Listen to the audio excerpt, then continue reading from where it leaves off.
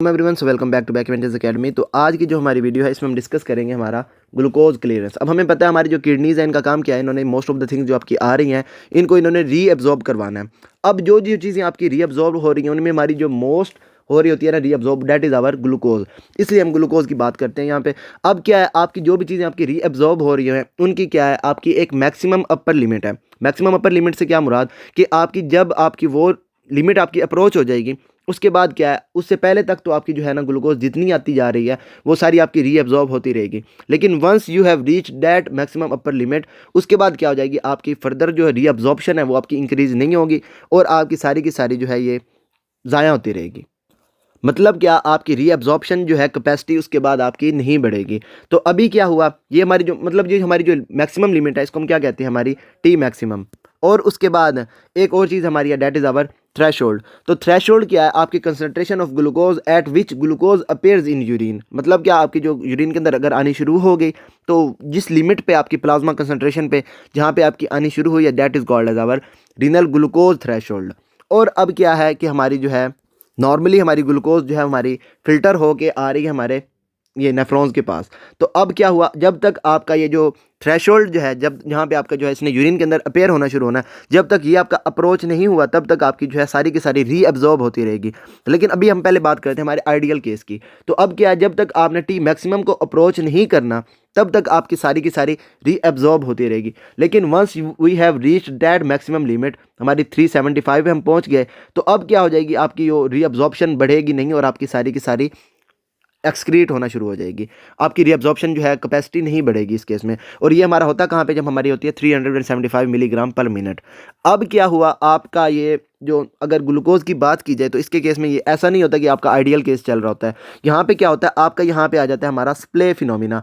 अब स्प्ले हमारा क्यों आता है, यहाँ पे स्प्ले आता है हमारा, एक तो होगी हमारी नेफ्रॉन की हेट्रोजेनेसिटी। मतलब क्या कि आपकी ये जो टी मैक्सिमम है ना, कुछ आपके नेफ्रॉन्स हैं जिनकी आपकी टी मैक्सिमम कम होती है, कुछ की आपकी टी मैक्सिमम ज़्यादा हो जाती है।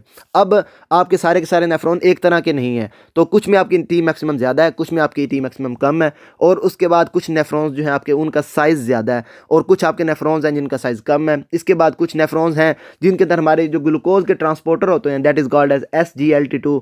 तो वो आपके जो होते हैं हमारे, कुछ में ज़्यादा होते हैं, कुछ में आपके वो कम होते हैं। तो इस वजह से क्या है, आपके सारे के सारे नेफ्रॉन जो है ना वो आपके हेट्रोजेनिक हैं। तो इस वजह से यहाँ पे एक आपका फिनोमिना आ जाता है यहाँ पे हमारा स्प्ले का। मतलब क्या, कुछ ने आपके जो है यूरिन के अंदर डालना शुरू कर दी, कुछ ने आपकी नहीं डाली, और इस वजह से यहाँ पे हमारा स्प्ले का फिनोमिना आ गया।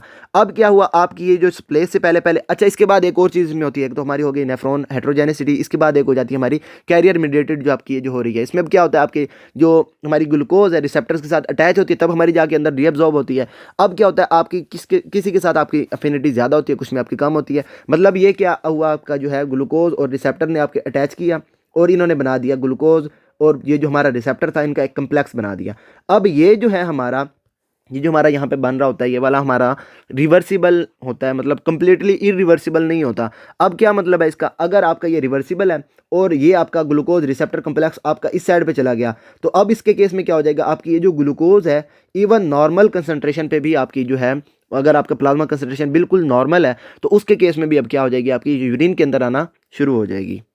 और ये सारा क्यों होता है, क्योंकि ये आपकी जो है सैचुरेशन काइनेटिक्स को फॉलो कर रहा होता है। और क्या है, उसके लिए आपको जो होता है, आपके जो रिसेप्टर्स हैं उनको अगर आपने सारे के सारे एक्टिव करना है तो आपको ज़्यादा कंसंट्रेशन ऑफ ग्लूकोज चाहिए होती है।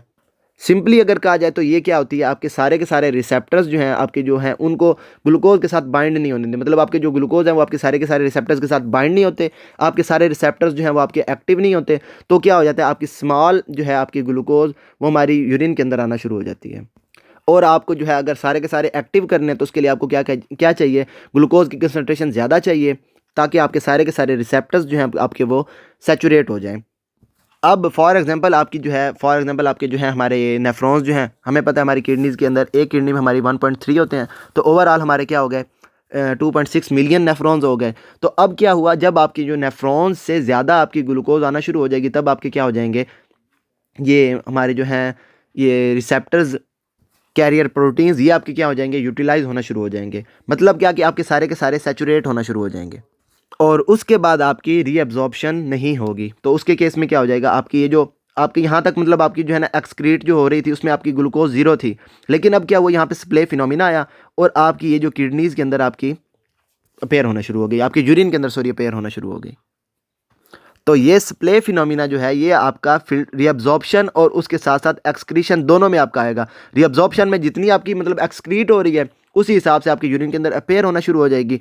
बाकी इसमें ये है हमारे पास आइडियल सिचुएशंस नहीं आती, तो क्या होता है आपका टी मैक्सिमम से पहले ही आपका यहाँ पे स्प्ले फिनोमिना चलना शुरू हो जाता है, आपका यूरिन जो है उसके अंदर आना शुरू हो जाती है। और ये होता क्यों है? क्योंकि आपके जो है रिसेप्टर्स वो आपके सैचुरेट जो है मतलब उनकी हेट्रोजेनिसिटी होती है, और यहाँ तक आते आते आपके सारे रिसेप्टर्स जो है उन्होंने सैचुरेट होना है, लेकिन इससे पहले आपके जो है नेफ्रोजेनिसिटी हेट्रोजेनिसिटी और उसके बाद कैरियर मीडिएशन की वजह से आपके जो है यूरिन के अंदर आना शुरू हो जाती है, और ये हमारा होता है स्प्ले फिनोमिना। ग्लूकोज के केस में ये वाला फॉलो होता है इसके अंदर। अब क्या हुआ आपका जो है कन्वोल्यूटेड ट्यूब्यूल का काम है कि इन्होंने सारी की सारी ग्लूकोज को एब्जॉर्ब करवाना है, लेकिन इसके बाद क्या हो जाएगा इवन आपका जो है ये थ्रेशोल्ड हमारा जो है वो हमारा 200 पे आ जाता है, और उसके बाद हमारी जो टी मैक्सिमम है वो हमारी होती है अप्रॉक्सीमेटली 375। अब क्या हुआ आपकी अगर फीमेल्स हैं और वो प्रेग्नेंट है उसके केस में क्या हो जाता है इवन नॉर्मल कंसंट्रेशन पे भी आपका जो है ग्लूकोज यूरिया आना शुरू हो जाता है। अब उसके केस में क्या हुआ होता क्या आपका GFR बड़ा होता है, और उसके बाद फिल्ट्रेशन ऑफ ऑल सब्सटेंसेस की वजह से आपका जो है वही मैंने जो आपको बताया वहाँ पे रिवर्सिबल होता है थोड़ा सा, तो इस वजह से आपको इवन नॉर्मल कंसंट्रेशन पे भी आपका जो ग्लूकोज है वो यूरिन के अंदर आना शुरू हो जाता है। और इसकी वजह क्या है कि आपका जो थ्रेशोल्ड है ना वो आपका लोअर लिमिट्स पे पहुंच जाता है। अब क्या हुआ आपका यूरिन के अंदर आया, अब अगर आपने फीमेल्स को मतलब आपने चेक किया उसके यूरिन के अंदर आपकी जो है ग्लूकोज आई है, अब आपने चेक करना है कि ये नॉर्मल है या फिर पेशेंट जो है आपका उसको डायबिटीज़ मेलाइटस है। तो इसके केस में आप क्या करवाना है, डायबिटीज़ मेलाइटस वाला अगर पेशेंट होगा उसकी क्या हो जाएगी प्लाज्मा कंसंट्रेशन जो है ग्लूकोज की वो भी ज़्यादा होगी।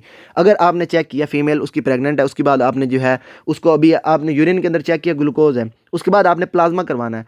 अगर प्लाज्मा के अंदर भी उसके आते हैं यूरिन हमारी ग्लूकोज आती है तब फीमेल आपकी डायबिटिक है, लेकिन अगर नहीं आती तो ये आपका ये मतलब आप कह सकते हैं कि आपकी प्रेगनेंसी की वजह से आपका जो है GFR बढ़ा हुआ है, जिसकी वजह से आपका जो है ना ये थ्रेशोल्ड जो है हमारा वो नीचे आ गया है, और इवन प्लाज्मा कंसंट्रेशन नॉर्मल है तब भी आपका जो है ग्लूकोज आपका स्क्रीट होना शुरू हो जाता है।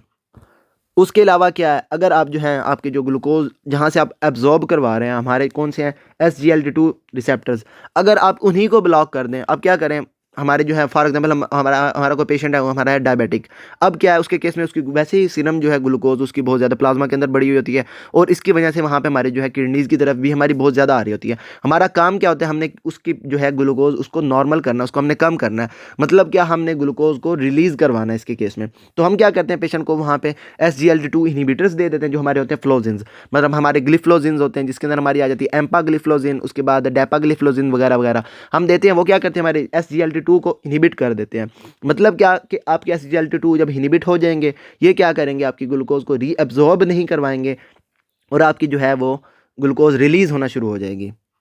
और अगर आपका पेशेंट है ग्लूकोज मतलब ये जो है ना SGLT2 इनहिबिटर्स पे, तो अब क्या हो जाएगा आपकी प्लाज्मा कंसंट्रेशन जो है उससे कम अगर होगी, मतलब हमारा नॉर्मली तो ये थ्रेशोल्ड था हमारा ये 200 या फिर अप्रॉक्सीमेटली 200, अगर पेशेंट है आपका SGLT2 इनहिबिटर्स पे तो अब भी क्या हो जाएगा वो ग्लूकोज को रीअब्जॉर्ब नहीं करवाएगा, और आपकी लेस देन 200 मिलीग्राम पर डेसीलीटर आपकी जो है वो ग्लूकोज रिलीज़ होना शुरू हो जाएगी, क्योंकि हम उसको रीअब्जॉर्ब ही नहीं करवा रहे हैं वहाँ से। बाकी यहाँ पे इन्होंने बता दिया आपका स्प्ले फिनोमिना क्यों होता है टी मैक्सिमम। अब इसमें क्या हो जाता है for glucose is reach gradually rather than sharply due to heterogeneity of nephrons, जिसमें क्या है आपकी डिफरेंट TM होती है सबकी, उसके बाद आपका अब इसके अंदर कह सकते हैं आपकी जो है कुछ में आपकी कम होती है कुछ में आपकी ज़्यादा होती है, उसके बाद आपका साइज़ का डिफरेंस होता है, और उसके बाद आपके SGLT2 रिसेप्टर्स जो हैं उनके अंदर डिफरेंस होता है। अब इसमें क्या हो जाता है आपका ये represented by portion of titration between threshold and TM। अब इसमें क्या यहाँ पे आपके थ्रेशोल्ड है, थ्रेशोल्ड के बाद आपकी रीअब्जॉर्प्शन जो है वो नहीं हो रही, आपके यूरिन के अंदर अपेयर होना शुरू हो गई है, और उसके बाद जब आप टी मैक्सिमम पे पहुंच गए तब तक ये आपका स्प्ले का फिनोमिना चलता रहेगा। इसके बाद क्या हो जाएगी अब आपकी जो है रीअब्जॉर्प्शन उसके अंदर कोई भी चेंज नहीं आएगा, आपकी सारी की सारी रीअब्जॉर्ब्ड जो है ग्लूकोज वो आपकी सारी की सारी यूरिन के अंदर आना शुरू हो जाएगी। तो फिल्टर में केस में क्या हुआ आपकी सारी की सारी ये जो आ रही है फिल्टर हो रही है, लेकिन क्या हुआ अब रीअब्जॉर्ब यहाँ तक तो सारी आती रही है, तो जब तक आपकी रीअब्जॉर्ब हो रही है तब तक आपकी फिल्ट्रेशन और रीअब्जॉर्प्शन की कर्व आपकी बिल्कुल सेम होगी।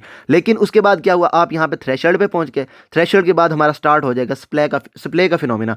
अब स्प्ले की वजह से क्या हो जाएगा आपकी हेट्रोजेनिसिटी है, अब यहाँ पे हमारी कुछ ना कुछ जो नेफ्रॉन्स हमारे जो रिलीज़ कर रहे हैं उनके TM तो अप्रोच हो गया। अब उन्होंने तो रिलीज़ करना शुरू कर दी, इस वजह से हमारा जो है ग्लूकोज यूरिया आना शुरू हो गया।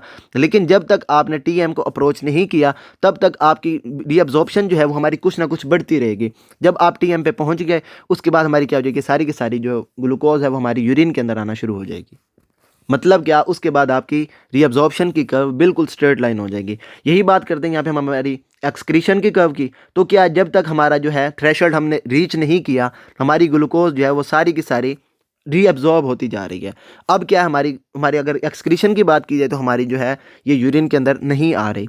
Once we have reached threshold, threshold पे क्या हो जाएगा, हमारी यूरिन के अंदर अपेयर होना शुरू हो जाएगी। और वही बात होगी, हमारा स्प्ले का फिनोमिना आ जाएगा यहाँ पे। स्प्ले के फिनोमिना के बाद क्या हो जाएगी, जब हमने टीएम को अप्रोच कर लिया, फॉर एग्जांपल यहाँ पे हमारा टीएम अप्रोच हुआ, अब इसके बाद क्या हो जाएगी, हमारी फर्दर रीअब्जॉर्प्शन जो है उसके अंदर चेंज नहीं आएगा, रीअब्जॉर्प्शन हमारी सेम रहेगी। इसके बाद हमारी क्या हो जाएगी, सारी की सारी एक्सक्रीट होना शुरू हो जाएगी। मतलब क्या, हमारी plasma concentration of glucose concentration of 375 milligram पर मिनट आपकी क्या हो जाएगी, यहाँ पे जब आप पहुँच जाएंगे उसके बाद आपकी सारी की सारी यूरिन के अंदर अपेयर होना शुरू हो जाएगी। मतलब आपकी रीअब्जॉर्प्शन नहीं होगी। बाकी ग्लूकोज क्लियरेंस के अंदर यही था। आपने बस सिंपल से याद रखना है कि अगर आपकी फीमेल प्रेग्नेंट है उसके केस में भी आपकी जो है ग्लूकोज यूरिया आ सकता है, लेकिन वो आपका क्या है, आपके इवन सीरम अगर आपकी जो है प्लाज्मा कंसंट्रेशन आपकी वो ग्लूकोज की अभी बिल्कुल नॉर्मल है, तब भी आपका जो है ग्लूकोज यूरिया आ सकता है और आपने पेशेंट को डायबिटिक नहीं कह देना। और बाकी सारा इसके अंदर यही था। अगर आपको इसके अंदर कोई भी प्रॉब्लम हो then you can ask me, and till then अल्लाह हाफिज़।